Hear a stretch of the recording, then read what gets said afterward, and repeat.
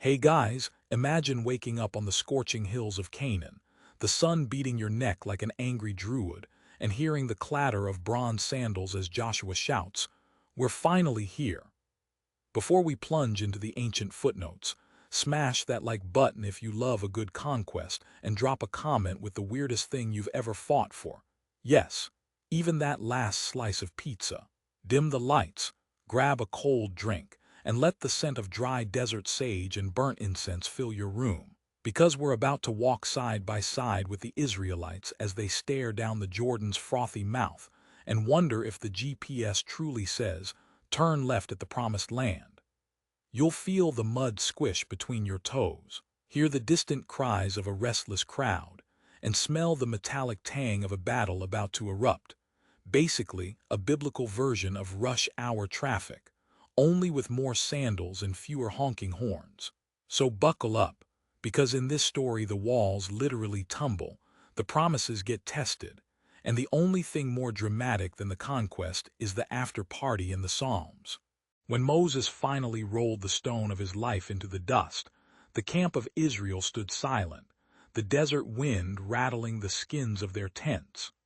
Joshua, tall and restless, stepped forward, his sandals kicking up a swirl of sand that smelled of incense and stale goat milk. He gathered the 12 tribes on the muddy banks of the Jordan, where the river glistened like a silver mirror cracked by the sunrise. The men, some still chewing on figs, others sharpening stone axes, looked up, eyes wide with a mix of hope and the kind of dread you feel before a dentist's drill. A chorus of whispers rose, half prayer, half gossip, as the old leader's mantle draped over Joshua like a cloak that was a size too big. Suddenly, the heavens cracked open a voice that sounded like a thunderous megaphone at a rock concert, assuring Joshua that the same God who split the sea would now split the waters of the Jordan. The water paused, a thin sheet of liquid glass, and then surged forward, parting like a massive curtain of toothpaste being squeezed from a tube. Joshua, heart hammering like a war drum, instructed the priests to step into the river with the ark, the wood of the ark smelling of cedar and ancient sweat. As the priests waded in, the current recoiled, leaving a dry, dusty pathway that smelled of wet earth and fresh pine, a natural runway for an army of wanderers.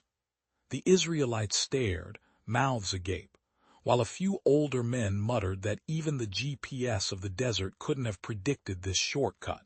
With the river behind them, Joshua rallied the crowd, promising a land of milk, honey, and better Wi-Fi. Well, at least better water sources for their livestock. He reminded them that the walls of Jericho were about to get a surprise makeover, and that their sandals would finally stop digging into sand. The men slammed their shields together, the clang echoing off the cliff faces like a medieval mixtape of war chants.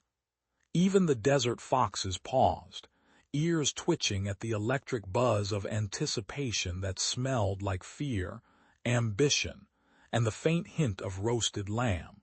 Thus, the camp turned from a weary caravan into a charging herd, eyes fixed on the emerald horizon where Canaan waited, ready for the next chapter of blood and glory. Under the blazing noon sun, Joshua whispered his orders and slipped 2 daring scouts into the tangled alleys of Jericho. The city rose like a stone leviathan, its massive walls thudding with the echo of every footstep and the distant clatter of bronze pots. The men moved like shadows, their sandals slipping on dust-coated cobblestones, while the scent of baked figs and furnace smoke swirled around them. Every guard they passed glanced away, as if the air itself had been charmed to forget the intruders, like a bad Wi-Fi signal that just won't connect. Their hearts hammered louder than the temple drums, knowing that one slip could turn their daring mission into a tragic game-over screen. They slipped into the narrow courtyard of a modest house where Rahab, a red-haired matron with eyes sharp as flint, greeted them with a grin that could outwit a sly fox. "You look like you've just escaped a reality show audition," she joked, waving a basket of stale barley that smelled of dust and desperation. The scouts huddled close, feeling the rough wooden beams and the cool slip of mud under the door, while the city's guards shouted outside, their voices rasping like angry goats. Rahab pressed a scarlet rope around their wrists, promising a secret loft above the roof tiles, where the night air tasted of hot tar and distant fire. With a wink she whispered, "If the walls fall, I'll be the one with the best story on Instagram, from Jericho with love." Okay, maybe not Instagram, but you get the idea.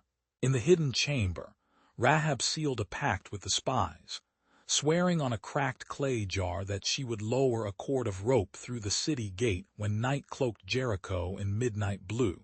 The scouts smirked, noting how the candlelight flickered like a tick-tock dance trend, while the distant clang of armor sounded like a bad remix of battle drums. They traded a silver shekel for her safety, the metal clinking against the stone floor, and echoing the promise that the mighty walls would crumble like overcooked pizza crust. As they slipped back into the night, the scent of burnt incense lingered, mingling with the bitter taste of fear and the sweet hope of triumph. The irony hung heavy. Jericho, famed for its impregnable stone, would fall not by siege engines but by a rope, a daring woman, and a couple of audacious youths who dared to think, why not? The sun beat down on the dusty plain of Ai, turning the ground to a cracked skillet that sizzled under the Israelites' marching boots. Joshua's men surged forward, shields clanging like a tinny rock concert, only to watch the Canaanite spearmen snap back with a roar that rattled their teeth. Blood sprayed the air, and the stench of copper mingled with the bitter smell of panic as the Israelites fell back in disarray, their confidence shattered like shattered pottery. Whispers spread through the camp like gossip at a wedding. Some blamed the gods, others blamed the terrain, but none suspected the silent guilt hidden in Achan's satchel. In the twilight, the survivors huddled, staring at the smoldering ruins, wondering why the battle felt more like a prank gone terribly wrong than a divine conquest. That night Joshua climbed the hill, his heart thudding louder than the distant war drums, and he lifted his eyes to the heavens, asking the Lord why the victory had turned into a flop. A flicker of fire danced across the sky as God answered, not with thunder, but with a pointed accusation. Achan has taken what is forbidden.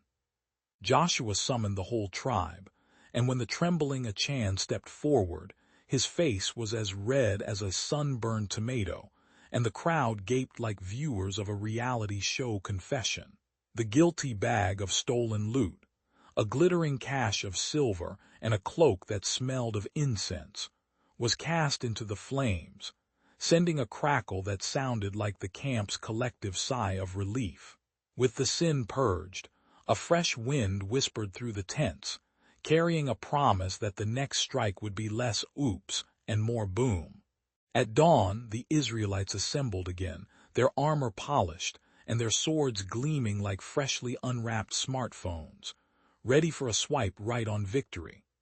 Joshua barked the battle cry, and the troops surged toward Ai with a rhythm that made the earth tremble, each step kicking up dust that smelled of impending triumph. The Canaanites, caught off guard by the renewed ferocity, faltered. Their walls crumbled under the relentless hammer blows, and the air filled with the clang of broken weapons and shouted shouts of, "We got this." When the last enemy fell, the Israelites stood amidst a sea of silence, the only sound the soft sigh of the wind through the newly victorious city, and a grin spread across Joshua's face like he'd just nailed a perfect high five.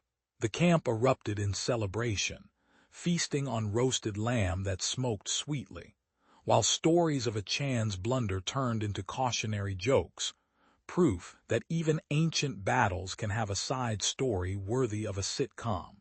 At dawn, Joshua gathered the Israelite army beside the scarred stones of Jericho, the air thick with sweat and the scent of baked flatbread.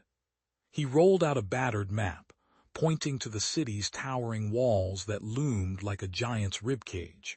With a grin that could rival a motivational speaker, he ordered 6 troops to encircle the city, each step timed to the deep boom of bronze trumpets. For 6 nights the men paced the perimeter, their sandals kicking up dust that glittered like old war medals. The rhythm of footsteps, the rising sun, and the occasional mutter of "we're about to blow the roof off this place" kept the tension humming. On the 7th day, the Israelites marched in perfect sync, their shields clanking like a marching band's percussion section. At the 7th circuit they halted, and Joshua lifted the ram's horn, a sound so sharp it seemed to split the sky. The warriors raised their voices, shouting a raw, guttural chorus that echoed off the stone, while the ground trembled under their fervor. Suddenly, the massive walls shuddered, brick by brick crumbling into a cloud of dust and the faint smell of ancient mortar. It was as if the city had been hit by a cosmic spoiler alert. Wall. What wall? When the dust settled, the city lay in ruins, its towers reduced to a pile of broken bricks and angry goats. The Israelites surged forward, the scent of burnt incense mixing with the metallic tang of blood, yet they spared Rahab's house, honoring the secret agreement like a VIP backstage pass. Joshua stood amid the rubble, feeling the weight of a covenant finally delivered. No more promised land playlists on hold. The fallen walls became a legend, whispered by later generations as the ultimate mic drop moment in biblical history. Even today, you can picture the scene and think, if only TikTok had existed, this would have been the ultimate before and after challenge. Joshua surveyed the freshly conquered hills, the sun beating down on the mud-slicked boots of the tribal elders. He spread a parchment map on a rough pine table, its edges frayed like the banners that still fluttered over Jericho's ruins. With a decisive clap, he called each tribe forward, their voices clashing like an ancient draft day pep rally, each chief eager to claim his share of vineyards and pasture. The air smelled of sweat, burnt offering ash, and a hint of goat cheese from nearby campfires, while distant shouts of children chasing after stray goats added a comic soundtrack. As the borders were drawn, the land seemed to sigh, the cracked stones settling into a new order as if the earth itself had finally logged into the promised team. At Shechem, Joshua gathered the people beneath a massive oak, its leaves whispering like gossiping courtiers. He raised a fresh altar, the stone hot to the touch, and the incense rose in curling ribbons that tasted of cinnamon and old parchment. "We're renewing the covenant," he announced, his voice booming. "Think of it as a divine software update. No bugs, just a guarantee of blessings." The Israelites sang, their voices rich and raw, while the distant wind carried the faint clatter of distant siege engines now silent, a reminder of the wars that forged this moment. Even the skeptical Eliab cracked a smile, muttering that the Israelites finally got their terms and conditions, signed in blood and hope. With the covenant sealed, a hush settled over the land, as gentle as a lullaby after a thunderstorm. Farmers rolled the first plowshares into the newly allotted fields, the earth turning under their blades like the opening credits of an epic saga. Children chased each other through the wheat, their laughter echoing like a sitcom laugh track in the valleys, while elders watched, eyes shining with both relief and the faint shadow of memories. The peace held firm, strangers no longer prowling the borders, and even the desert winds seemed to bow, carrying the sweet scent of figs and olive oil across the hills. In that quiet, Joshua felt a weary smile creep across his face, realizing that the greatest conquest was not the cities taken, but the promise that this promised land could finally be called home. The sun hammered the desert sand into a blinding white carpet as the Israelites dragged timber and canvas toward the foot of Mount Sinai. Young Eliam, lanky and lank, followed his father's crew, His bare feet blistered against the scorching ground, while the clang of chisels echoed like a marching band on a bad day. He watched the tabernacle rise, pole after pole, each joint secured with ropes that smelled of pine resin and goat sweat, and he couldn't help but think the whole operation resembled a gigantic, holy IKEA, except the instructions were etched in stone, not a tiny Swedish booklet. A wisp of frankincense curled upward, tickling his nostrils with a sweet sharpness that made his eyes water as if someone had just sneezed into the holy fire. Meanwhile, his mother shouted from the camp, "Eliam, stop pretending you're a desert DJ. Those drums are for the altar, not your playlist." As the last veil was hoisted, a wiry figure in spotless linen stepped out, his beard braided like a seasoned commander, and his eyes glittering with a mix of solemnity and mischief. Zadok, the veteran priest, slapped Eliam on the shoulder and whispered, "Leviticus may read like a legal brief, but think of it as the ultimate cheat code for holiness. No cheat sheet, just pure devotion." He led the boy through the courtyard, letting him feel the cool, bronze altar's surface, its ridges like the back of a giant sea urchin, while a chorus of shofars cracked the air with a sound that could wake the dead, or at least a sleepy camel. The scent of burnt lamb mingled with the acrid tang of blood, and Eliam laughed nervously, recalling a scene from Game of Thrones, where a noble sworn to protect the realm had to drink a cup of fire. Except here, the fire was holy and the cup was a ceremonial bowl. Zadok gestured to the scrolls, saying, "These rules are not just rules. They are the pulse that keeps the tabernacle's heart beating, like a cosmic Wi-Fi that even the angels need to log into." The day faded, painting the canvas walls in bruised purples, and Eliam felt the weight of his new charge settle on his shoulders like a sack of sandstones. He knelt before the altar, his palms slick with sweat and dust, and watched a drop of blood slide down the bronze, glistening like a scarlet comet across a night sky. A flicker of fear sparked in his chest, but also a thrill, as if he'd just been handed the remote control to a celestial streaming service. Only the channels were prayers, and the commercials were sacrifices.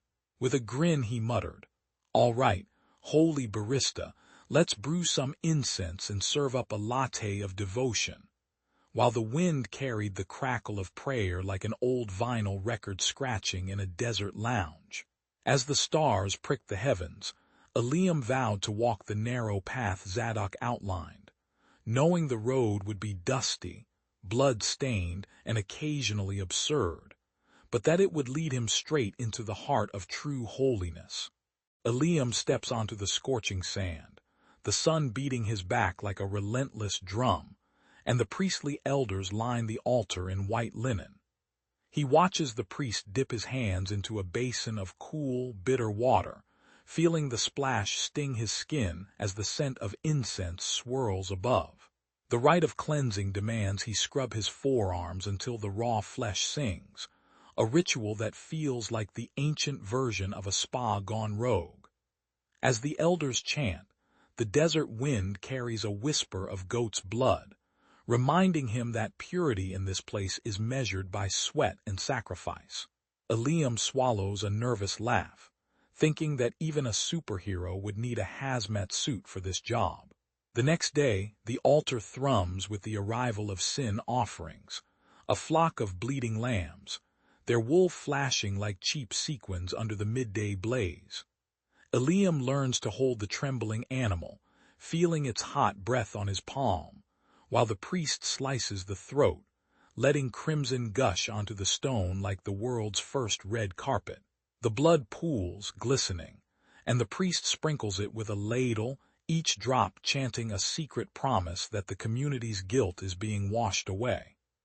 Eliam can't help but picture a modern music video where the beat drops as the blood hits the ground, except here the beat is the echo of a single drum, and the crowd holds its breath. The irony isn't lost on him. The same blood that binds them to God also stains their sandals, and he wonders if the sandals come with a warranty. By twilight, the desert smells of ash and burnt offering, and Eliam's heart rattles like the desert's midnight owls. Doubts creep in, whispering that endless sand and relentless rites could turn even the most devout into a camel-spitting comic strip character. He watches the elders grin through their fatigue, their eyes sparkling like desert stars, reminding him that holiness isn't a spotless robe but a stubborn fire inside. The wind knocks over a stack of sacrificial scrolls, and Eliam chuckles, noting that even holy paperwork can't survive a sandstorm. Talk about paperless worship. Still, as the night settles and the moon paints the altar silver, he feels the blood's memory humming in his veins, a quiet assurance that the call is sacred, even when the desert feels like a reality TV boot camp. The dust of the desert camp rose like a lazy cloud as the first cough sounded from the tent of the young shepherd. A sharp, acrid scent of fever mingled with the ever-present smell of goat dung, stirring a nervous hum among the men. Eliam, clutching his scroll of Levitical statutes, felt the weight of the priestly apron settle heavier on his shoulders. He could hear the crackle of fire pits and the uneasy whisper of mothers worrying about their children's safety. The sudden outbreak seemed to turn the whole settlement into a stage for a drama one wanted to rehearse. Eliam sprang into action, flipping through chapters that read like a medieval user manual for pandemic control. He traced the gritty, scaly marks of leprosy on a laborer's forearm, the skin feeling like sandpaper under his fingertips, and recalled the law that declared such bodies unclean, destined for isolation. With a solemn sigh, he instructed the afflicted to step back, his voice echoing against the stone walls like a reluctant MC dropping a verse about hygiene. He also warned against the careless splash of sweat or blood, noting that even a drop could taint the holy altar, a fear that sounded almost as dramatic as a superhero's nemesis. The crowd watched, half terrified, half amused, as the priest fanned himself with a piece of goat hide, muttering that even his own sleeves felt like they were auditioning for a horror film. The camp finally settled into a tense rhythm, with designated tents becoming temporary quarantine zones that smelled of incense and desperation. Eliam walked the perimeter, his sandals kicking up grit, while murmurs of "May the Almighty keep us clean" floated like a broken karaoke chorus. He laughed quietly at a child who compared the sick tent to a pop-up shop for germs, a light-hearted jab that eased the heavy atmosphere. Yet the priest knew the true test lay in the community's willingness to obey the ancient code, even when it felt as outdated as a floppy disk. When the first healed pilgrim emerged, skin smooth as polished stone, the whole camp erupted in relieved cheers, proving that holiness, like a good meme, survives when the faithful keep their sense of humor intact. The sun had already slipped behind the stone walls of Jerusalem when the high priest's bronze trumpet cracked the dawn like a busted alarm clock. Eliam, still in his linen tunic that smelled of incense and sweat, felt a knot tighten around his stomach as the scribes whispered, "It's your turn, kid." The Day of Atonement was no ordinary calendar entry. It was the nation's ultimate reset button, a 24-hour marathon of fasting, confession, and ritual drama. He stepped onto the courtyard's cracked tiles, each footfall echoing the thud of a drum line that seemed to summon destiny itself. In his hands he cradled the glistening blood of the scapegoat, a crimson river that smelled of iron and redemption, ready to be poured into the very heart of the sanctuary. The doors of the Holy of Holies loomed like a massive theater curtain, heavy gold-leafed panels that had not been opened since Moses first saw the burning bush. With a deep breath that tasted of dust and desperation, Eliam pushed them aside, and an ancient chill brushed his cheek, a breeze that whispered, "Welcome to the ultimate backstage." Inside, the inner sanctum glowed with a smoky amber light, the air thick with frankincense, ash, and a faint hint of old goat leather, making his eyes water like a freshman at a rock concert. He splashed the blood onto the altar, the splash sounding like a splash of pop rock guitar riff, sharp, surprising, and oddly triumphant. As the crimson seeped into the stone, a low hum rose, vibrating beneath his ribs, and for a moment Eliam imagined the Almighty texting him, "Got it, bro, you're on fire." Then the veil trembled, and a presence as bright as a supernova flickered into view, making his heart jump like a startled cat on a hot tin roof. Eliam stared into a light that tasted of burnt offering and fresh rain, feeling the weight of every ancestor's whisper pressing his shoulders like an invisible backpack. The divine voice, deep yet oddly witty, seemed to say, "You brought the meat, now bring the meat loaf of obedience." In that searing moment, Eliam understood that holiness wasn't a fancy costume or a lofty sermon. It was raw, gritty obedience, a daily sacrifice of ego into the furnace of duty. He left the inner chamber with the scent of incense still clinging to his robes, a grin cracking beneath his solemn mask, because even prophets needed a good meme to survive the apocalypse. When the dust settled on the mountaintop altar, Eliam stood amidst the lingering curl of burnt frankincense, his robe singed but his eyes blazing like fresh coals. The clang of the bronze bell that marked the climax still rang in his ears, a reminder that the old covenant had been shattered and then reforged. He wiped the grit from his knuckles, feeling the rough bark of the altar stone under his palm, and a grin cracked across his scarred cheek. The crowd, still clutching their trembling torches, watched him as if a superhero had just survived the final boss. Only his cape was a mantle of prayer. Eliam breathed in the sharp scent of goat meat and ash, and in that breath he heard the promise of a new, deeper service. That night, under a sky bruised violet, Eliam gathered the raw young apprentices in the courtyard, their sandals scuffing the dusty tiles. He tossed a crumbling scroll aside and said, "Forget the rule book. Think of this as a cheat code for the soul, no glitches, just heart." With a chuckle, he demonstrated how to wave the censer not like a fancy wizard wand but like a barista frothing milk, steady, with love, and a little foam of reverence. The boys gasped when a stray dove, attracted by the scent of burnt herbs, swooped down, prompting Eliam to wink. Even the birds get our memo. Laughter rippled, and the firelight painted their faces amber, while Eliam's voice rolled like a drumbeat, urging them to taste the covenant, not just read its footnotes. When the first offering was laid, the people felt a thrum deeper than the drum of the temple, like the bass drop in a favorite song, but holy. They watched Eliam's hands glide over the sacrificial knife, not with grim efficiency but with tender reverence, as if caressing a beloved pet. A murmuring rose from the crowd, a mix of awe and ironic grin, because they finally saw that holiness wasn't a dusty checklist but a pulse beating in their chests. The covenant, once a cracked vase, was now mended with golden glue of devotion, shining brighter than any polished altar. And as the evening wind carried the faint perfume of myrrh, the people whispered, "We've got the download. Let's run the program of love."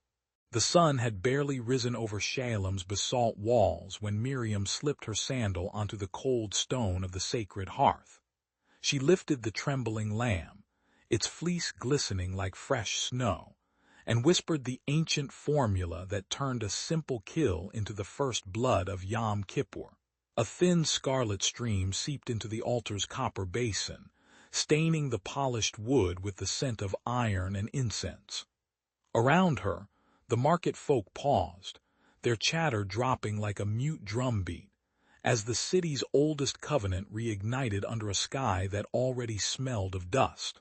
Little did they know that the heavens were about to throw a temper tantrum, threatening to dry the city's wells faster than a Netflix binge can finish a season. The priestess moved with the precision of a seasoned chef, slicing herbs and sprinkling barley while the lamb's heart thudded like a war drum in the crowd's throats. The crowd's murmurs rose, a chorus of sighs and prayers, punctuated by the occasional cough that sounded like a reluctant kazoo. Miriam's eyes flicked to the eldest elder, whose beard was so white it looked like the foam on a freshly poured latte, an ironic reminder that even the sacred can have a caffeine-styled vibe. As the blood dripped, a stray wind carried the aroma of burnt cumin into the marketplace, making the bakers pause their dough kneading in a pose that could have been lifted straight from a medieval tick-tock. Yet beneath the humor, the iron taste of sacrifice clung to every tongue, a reminder that redemption never comes wrapped in silk, but in the raw, gritty scent of life surrendered. By midday, the riverbeds lay cracked like old vinyl records, and the water carriers whispered jokes about dry run rehearsals for the next apocalypse. The priests consulted the sky tablet, a crude, cloud-filled scroll, and found its forecast as empty as the city's granaries. Miriam felt the weight of the altar's stone seep into her bones, a reminder that without rain, even the most earnest atonement could sputter like a busted karaoke mic. As the sun hammered the courtyard, the people huddled, clutching their children tighter than a Netflix binge watcher clings to the remote, hoping the first drop of rain would seal the covenant anew. In that charged silence, the iron scent of sacrifice mingled with the dry, dusty breath of Shalem, promising that the next Yom Kippur would be a showdown between thirst and faith.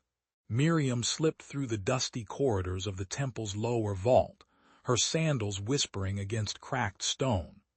A faint rustle guided her to a cracked cedar chest, its hinges sighing like an old accordion. Inside, a brittle scroll unfurled, ink faded to the color of dried blood, and the parchment seemed to hum with a pulse of its own. The candlelight caught the edges, casting shadows that danced like restless spirits. She felt the weight of generations pressing on her shoulders, equal parts awe and trepidation. The scroll spoke of blood as life's ink, a crimson thread that both binds and purifies, like a stubborn stain that only fire can lift. Its verses warned that a famine stalks the valley, not merely for lack of grain but for a collective loss of conscience, a moral rust that leaches the soil. Miriam read aloud, her voice cracking like a lyre string, and the words drummed in the council chambers, echoing the rustle of wheat in a windless field. She likened the necessary atonement to a group karaoke night. Everyone must belt out the same note, or the night ends in awkward silence. The scent of hot iron and old incense fused, reminding listeners that redemption sometimes smells like a butcher's shop after a marathon. When Miriam faced the council, the elders stared like statues, their eyebrows forged from stone and their patience thinner than parchment. She cracked a grin, saying, "If we can't stop the famine with prayers, maybe we should try a little blood-sugar infusion. No, not a vampire party, just a communal feast where we share the sacrificial lamb and our regrets." Laughter flickered through the room, then died as the scroll's whisper rose, urging them to spill a drop of their own stubborn pride. The air grew heavy with the tang of copper and the crisp rustle of robes, and a few brave voices rose, chanting the ancient chant as if it were a protest chant at a modern concert. By nightfall, the council agreed to a rite of shared atonement, hoping the crimson oath would coax the earth back to life. The ragged caravan lurches into the settlement like a wounded beast, its wheels kicking up clouds of ochre dust. At its heart stands a goat, its hide the shade of fresh spilled wine, its eyes glinting with a stubborn defiance that makes even the desert wind pause. The outcasts, scarred traders, exiled priests, and a child clutching a cracked amulet, shuffle forward, their breath smelling of brine and burnt pine. A murmur ripples through the crowd, half awe, half fear, as the animal's crimson coat catches the noon sun, turning the market square into a blood-stained tapestry. Even the village dogs bark a low, nervous laugh, as if knowing the goat is a ticket to either salvation or a very messy sermon. Miriam, the high priestess, watches from the stone steps, her hands trembling like reeds in a storm. She feels the weight of generations pressing on her shoulders, each a silent demand that the heavens be placated with the purest offering. Yet the goat's ruby hides screams of desperation, a cheap, pulpy substitute for the lambs her ancestors once bled, and the sky above hangs heavy, dark clouds thudding like a disgruntled audience. In the back of her mind, a faint chuckle echoes, recalling an old tavern tale where a king tried to substitute wine for blood and ended up with a hangover that lasted a season. The irony gnaws at her. To appease gods who demand blood, she must spill more, even if it means painting the altar with the sweat of the marginalized. Her heart drums a warlike rhythm, each beat a reminder that the cost of silence may be a whole village drenched in ash. With a sigh that rattles the temple's copper bells, Miriam steps forward, her sandals scraping the dust like a metronome of resolve. She lifts the goat, its fur rustling like applause, and whispers a prayer that sounds suspiciously like a karaoke rendition of Don't Stop Believing. The crowd holds its breath, the air thick with incense, sweat, and the metallic tang of imminent sacrifice. As the dagger glints, Miriam feels a strange relief. The burden of indecision lifts, replaced by the raw certainty of action, even if it smacks of theatrical drama worthy of a Netflix series. The goat's blood gushes, a scarlet river that sings across the stone, and the angry heavens seem to pause, as if waiting for a commercial break. In that moment, Miriam knows the pilgrim's burden is not merely the weight of blood, but the audacity to spill it with a grin, turning tragedy into a story the bards will retell around firelight for generations. The first light bled across the city like spilled wine, painting the stone walls a brutal crimson. A hushed throng gathered on the ramparts, their breath frosting the cold air as the sun forced its way over the horizon. Miriam, tall and fierce as a desert hawk, lifted her voice, and the crowd fell into a reverent hush that could swallow a marching band. She called the people to remember the ancient pact, and even the stray dogs seemed to perk up, ears twitching at the weight of her words. As the sun rose, its rays struck the altar, turning the freshly spread goat's blood into a shimmering mirror of guilt and hope. A gaunt goat, its fur slick with dew, was led to the altar and sacrificed with a swift, almost theatrical slash that would make a Broadway director proud. The crimson runoff splattered onto the altar stones, hissed against the hot metal, and then Miriam flicked her wrist, casting droplets onto the massive city gates. The scent of iron and burnt hair rose like a funeral perfume, making some women gag while the older men smirked, recalling similar rites from their grandfathers. Each splash was a symbolic wipe, a gritty scrub of collective sin that left the stones slick and the hearts of the onlookers oddly lighter. As the last droplet fell, a low drumbeat rose from the crowd, a rhythm that sounded suspiciously like a 90s techno bass line, reminding everyone that even ancient rites can have a beat. Suddenly the sky cracked, not with thunder but with a soft, relentless rain that fell as if the heavens had opened a tap labeled life-giving. The water hit the blood-slick stones, turning red streaks into gleaming rivulets that raced toward the gutters, washing away the grime of yesterday's misdeeds. People laughed, some dancing barefoot in the mud, shouting it's raining cats and dogs, though the only cats were the stray felines eyeing the fresh puddles. The irony was palpable. A ritual meant to cleanse sin ended up drenching a city that had forgotten how to smile, and Miriam's eyes sparkled like a disco ball in the downpour. As the storm eased, a faint rainbow arced over the crimson dawn, a silent promise that even the darkest rites can be followed by a splash of color and a good punchline. Miriam stands at the edge of the newly greening fields, the wind rustling through wheat that once lay brittle as old parchment. The scent of fresh earth and crushed barley mingles with the faint metallic tang of last week's sacrifice, a reminder that life can rise from bloodied stone.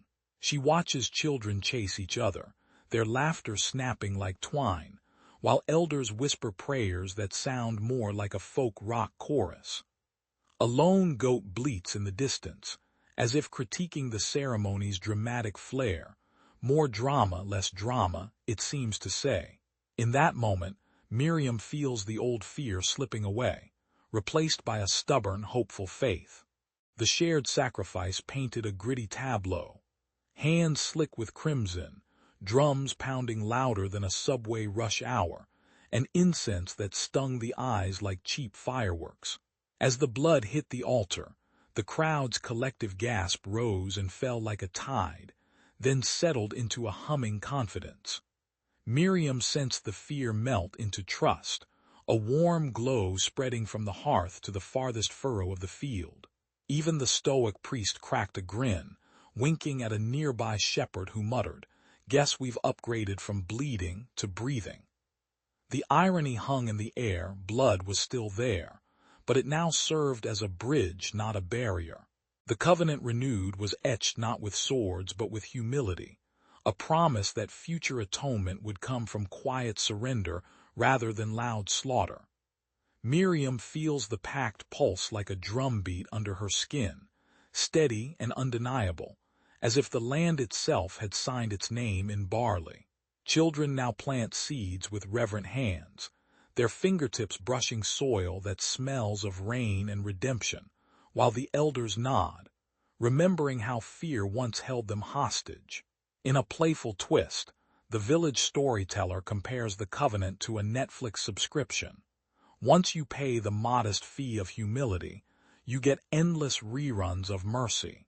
With each sunrise, the renewed oath glimmers, assuring that even when darkness looms, the people will meet it with open palms, not just spilled blood. When the Lord whispered his call to the tribe of Levi, the desert wind seemed to pause, as if even the sand held its breath. The priestly family gathered under a sky bruised purple, their tents smelling of burnt incense and goat milk. Moses, with a scroll that crackled like an old vinyl record, handed them a divine mandate to live set apart. No ordinary vacation request.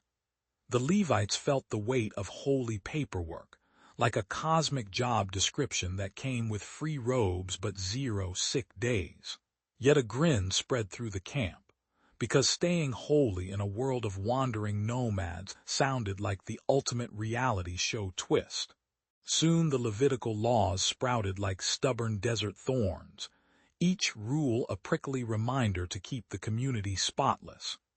They taught the Israelites to wash their hands before the altar, as if God demanded a fresh manicure before a selfie. The priests counted every grain of manna, cataloged sacrifices, and even regulated how to sprinkle blood, details that made the congregation wonder if the Almighty liked spreadsheets. Ironically, the most sacred law was about who could touch the holy fire, turning the sanctuary into a backstage pass that only the Levites could rock. The scent of burning incense mixed with the earthy odor of goat skins, creating a perfume that said, "We're holy, but we still know how to get our hands dirty." These ancient prescriptions didn't just bind a tribe. They drafted a template for any soul craving a daily walk with God. Imagine your smartphone on silent mode, still buzzing inside, waiting for the right notification, just as the Levites lived in the world yet tuned into the divine frequency. Each morning the priest would sweep the altar dust, a ritual as routine as brushing teeth, reminding us that holiness is a habit, not a hype. The raw, gritty reality of splashing sacrificial blood on stone mirrors, our own messy attempts to stay pure amidst traffic jams and coffee spills. In the end, The covenant sparkled like sunrise over the wilderness, inviting each of us to set ourselves apart, even if it means occasionally feeling out of place like a medieval knight at a comic con. Miriam slipped her sandals onto the cool limestone floor of the Levite quarters, the sunrise spilling gold over the courtyard like a fresh Instagram filter.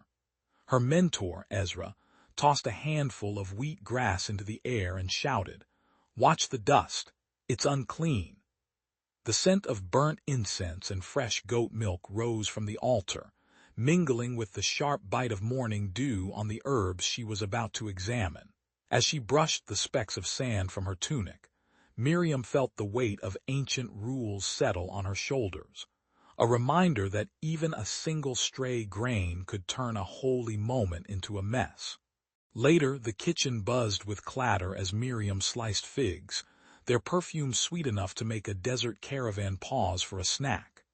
Ezra warned, "No pork, no blood, only what the Lord deems fit," and Miriam laughed, picturing a modern TikTok challenge where anyone daring to bite a forbidden pork chop gets a holy buzz kill. She tasted the salted fish, feeling the flaky flesh and the briny splash of the Sea of Galilee against her tongue, while the pot boiled with a chorus of bubbling whispers. The rules felt less like draconian bans and more like a culinary GPS, steering her cravings away from fast food temptations toward meals that honored the Creator's pantry.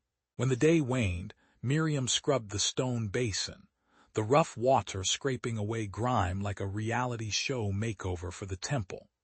She caught herself giggling when a stray grape rolled under her foot, reminding her that holiness doesn't shy away from clumsiness, much like a superhero slipping on a banana peel. Ezra's final lesson echoed in the twilight. Clean hands, clean heart. Keep your words as pure as the sunrise incense. With each polished slab and softened sigh, Miriam sensed a quiet reverence blooming, a discipline that stitched the ordinary into the divine tapestry of everyday life. The sky over Shiloh turned a bruised violet as a relentless famine gnawed the wheat fields. Miriam trudged through cracked, dust-laden streets, the smell of dry earth choking the air like an overcooked stew. Children's cries rose from the market stalls, their ragged shoes scraping against stone, each echo a tiny drumbeat of desperation. She felt the weight of the sacred tablets in her satchel, their metal cool against her palm, reminding her of the covenant's exacting standards. Yet the sight of a mother clutching a hollow bowl made her heart pound louder than any priestly cadence. The Levitical code demanded that the clean be kept separate from the hungry, a rule as rigid as a courtroom gavel. Miriam imagined the law as a stern drill sergeant yelling, "No sharing," while the famine roared like a rebellious metal band. She stared at the copper altar, its incense curling like a smoky Wi-Fi signal, and wondered if obedience meant turning a blind eye to the gnawing belly of her people. The priests whispered that breaking the statutes would invite divine wrath, a fear that tasted sour as burnt bread. Yet the cries grew louder, the hunger turning the townsfolk's faces a shade of gray that no parchment could ever capture. With a sudden grin that bordered on mischievous, Miriam lifted the tablets and tossed them onto a low bench, letting them clatter like a snare drum of rebellion. She gathered the leftover grain, its rough husk brushing her fingers, and handed it to the starving, feeling the heat of their gratitude radiate like a summer bonfire. The elders muttered about burdens of holiness, but Miriam's eyes sparkled with the irony that sometimes mercy wears a tattered cloak, not a pristine robe. As the people ate, the scent of fresh porridge mingled with the lingering desert wind, weaving a fragrant hymn of compassion louder than any law. In that moment, the burden of holiness shifted from a heavy stone to a living pulse, reminding everyone that divine commandments are meant to be felt, not merely recited. When the sun slipped behind the Jerusalem walls on the 10th day of Tishrei, the city smelled of incense and burnt offerings, a thick, sweet haze that clung to every stone. Inside the wilderness tent, Miriam lifted the scarlet goat, its wool bristling like a freshly shorn fleece, and the crowd gasped as if they'd just seen a celebrity cameo in a biblical reality show. The priests whispered the ancient formula, their voices low and reverberating like a drumbeat in a crowded tavern, while the goat's eyes flickered with both dread and dignity. As the animal staggered toward the brink of the altar, the air crackled with tension, a palpable reminder that atonement isn't a polite handshake but a gritty, blood-soaked transaction. Yet even in that raw moment, a smile tugged at Miriam's lips, because she knew the goat's sacrifice was a placeholder for something far grander, an echo of a future lamb who would never need a replacement. The high priest, draped in blue and gold, stepped forward, his sandals clacking on the polished stone, and he waved a cedar sprig that hissed like a microphone feedback before the crowd. He sprinkled holy water that tasted of metallic runoff, drenching the altar with droplets that sizzled upon contact, a sensory reminder that mercy often arrives drenched in discomfort. As the goat's blood splattered the sacred curtains, a hush fell, broken only by the soft rustle of parchment, law written in ink that felt like sandpaper against skin. Miriam watched, half amused, half awestruck, as the law and grace performed a tango, the rigidity of covenant twirling with the softness of forgiveness, each step sharper than a TikTok trend but just as viral. The irony wasn't lost on her. The very ritual meant to seal sins also hinted at a loophole, an unfinished script waiting for a new protagonist to claim the stage. When the goat was led into the desert wilderness, its hooves kicking up dust like a beat drop at a summer festival, the people felt a collective exhale, the weight of their transgressions briefly lifted. In that breathless silence, Miriam whispered a prayer that tasted of bitter herbs and sweet hope, a blend that reminded her listeners that law without love is a dry desert, while grace without law is a wild, uncharted jungle.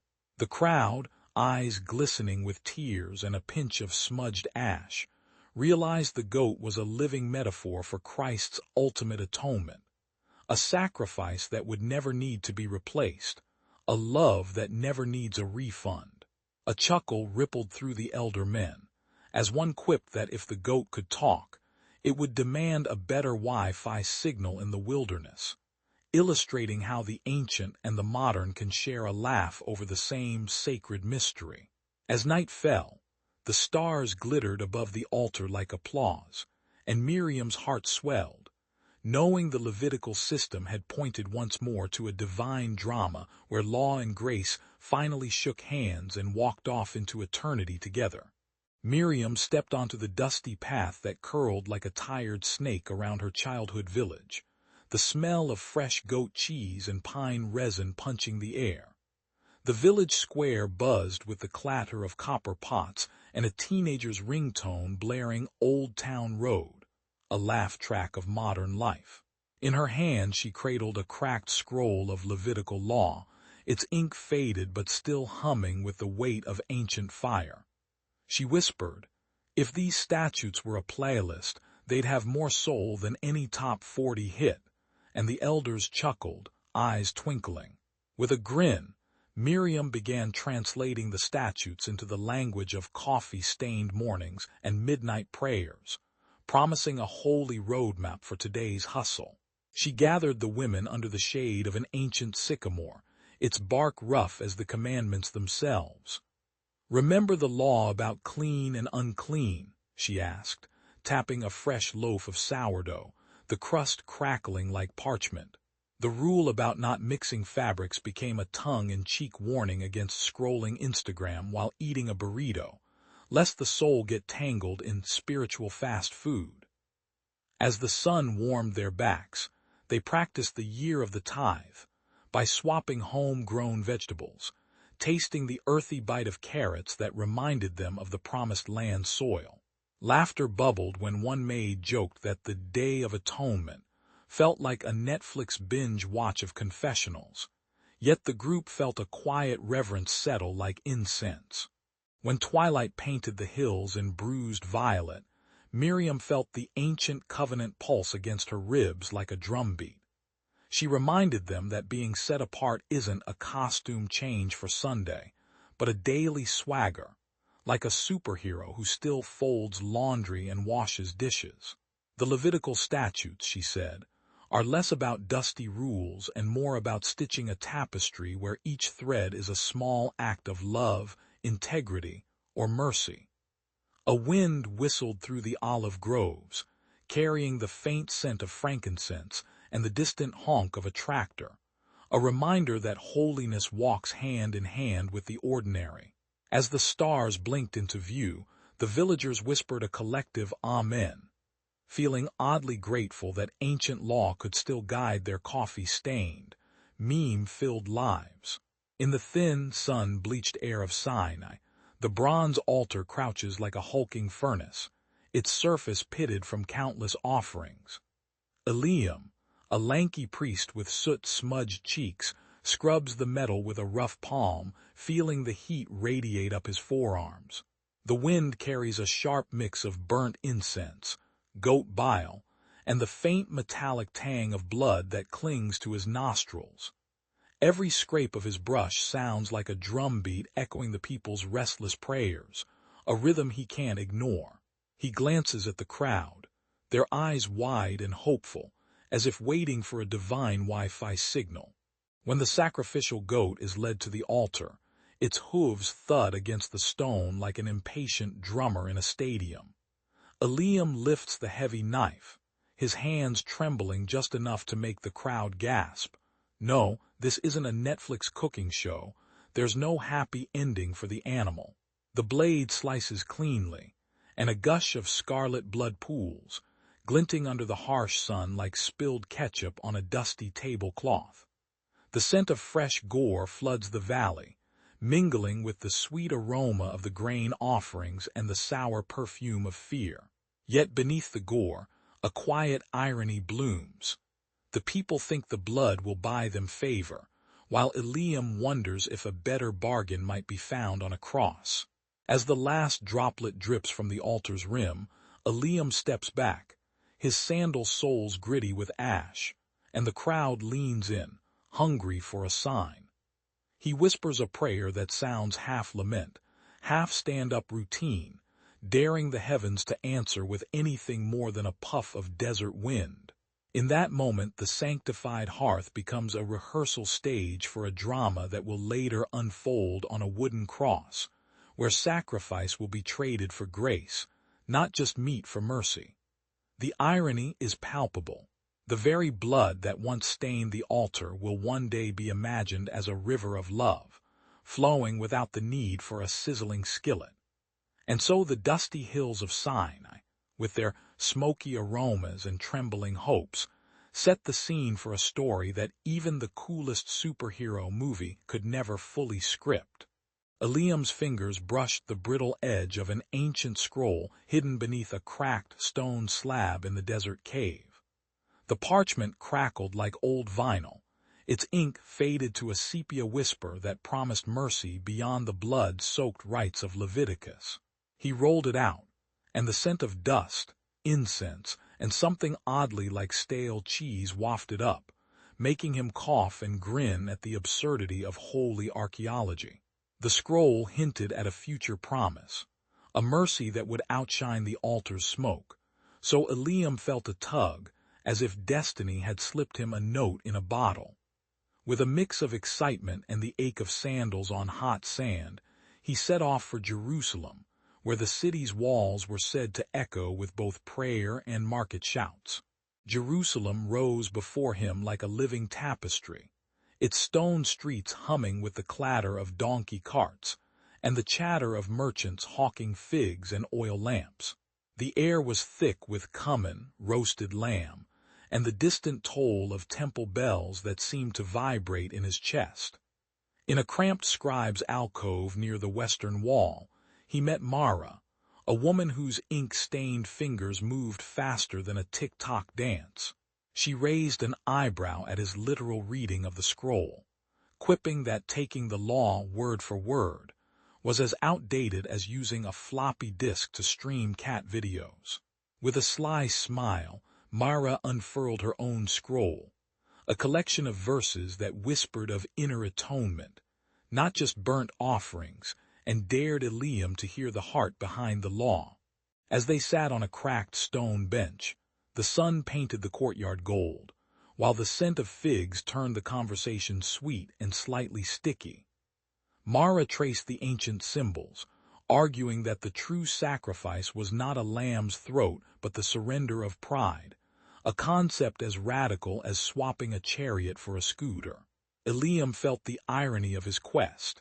He had chased a promise of mercy written in blood, only to find it humming in the quiet of a scribe's breath. Their dialogue swirled like incense smoke, weaving the old covenant into a new promise that would one day be nailed to a cross, a narrative as unforgettable as a blockbuster finale. By dusk, Eliam left the alcove with a lighter heart, the scroll tucked under his arm and Mara's laughter echoing, proof that grace often slips in on a cheeky, unexpected scroll. A thin, choking fog rolled through the narrow alleys of Akrat, carrying the sour stench of rot and the mournful keening of coughing mothers. By the third day the plague had claimed a third of the city's children, and the market square echoed with the clatter of restless shoes as traders fled for safer ports. The council of elders, draped in embroidered shawls, assembled beneath the cracked bronze statue of the old king, and barked a decree. A grand offering of 10,000 lambs must be slaughtered on the high altar to appease the angry gods. Their voices rose like a choir of copper bells, yet the air tasted of iron and fear, and the townsfolk whispered that the gods were already full-fed on sorrow. In the crowd, a lanky boy tried to sell miracle herbs that smelled like burnt toast, drawing a few nervous chuckles amid the gloom. Eliam, the blacksmith's son, stood beside the altar, his hammer still warm from the forge, and felt the weight of each blood-soaked sacrifice press against his ribcage. Mara, a weaver whose fingers were stained with the indigo of her loom, stared at the mounting piles of carcasses and wondered whether any deity could distinguish between goat blood and the tears of a mother. Their arguments clanged louder than any anvil. Eliam insisted that tradition was the only armor against chaos, while Mara countered that endless slaughter was a leaky bucket, pouring out hope faster than it could be filled. Around them, children's coughs turned into a ragged chorus, and the scent of burning fat mingled with the sour perfume of fear, making the whole scene feel like a badly scripted horror movie sequel. As the elders' chants grew louder, Eliam and Mara felt the ground shift beneath them, as if the city itself were asking, "Do we keep feeding the gods, or do we finally stop feeding the monster?" The debate erupted in the tavern that night, where patrons slurched ale and tossed crumpled parchment like medieval memes, shouting that the cross isn't just a fancy new logo for pain. Some elders, cheeks flushed from wine, argued that justice demanded more blood, citing the ancient law that a sin unmended must be bought with a lamb and a lament. Mara, half smiling, quoted a wandering minstrel who sang, "Grace is a whisper louder than a scream," and the crowd's laughter cracked like dry twigs. Eliam, still smeared with ash, raised his hammer in a symbolic gesture, declaring that true sacrifice would be to lay down one's own pride rather than a heap of carcasses, a notion that made a few drunk philosophers nod as if they'd just discovered Wi-Fi in the desert. By sunrise, the city's walls seemed to breathe a little easier, the plague's grip loosening, as if the very stones had heard the argument and decided that compassion, not carnage, would finally seal the broken covenant. The garden lay shrouded in twilight, its stone benches slick with dew and the faint perfume of crushed figs. Suddenly, The sound of a rope snapping cut through the hush as soldiers lunged for Yeshua, the humble carpenter, whose calloused hands trembled not from fear but the sting of a wounded sandal. Dust rose like a cloud of ghostly confetti, and the moon glanced off the copper blades, throwing the scene into a macabre spotlight.